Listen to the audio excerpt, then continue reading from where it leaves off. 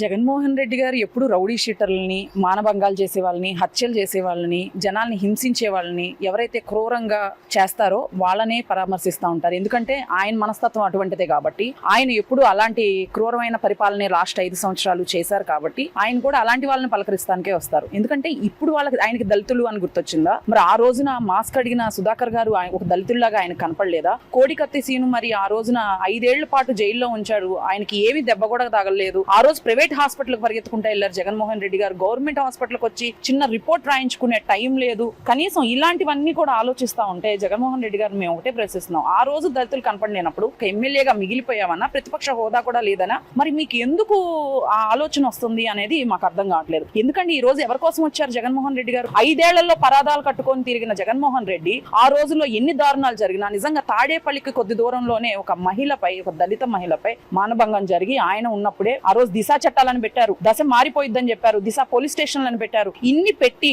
జగన్మోహన్ రెడ్డి గారు పక్కనే తాడేపల్లి కొంపకి పక్కనే ఉన్న మహిళను పరామర్శించడానికి నీకు టైం లేదే?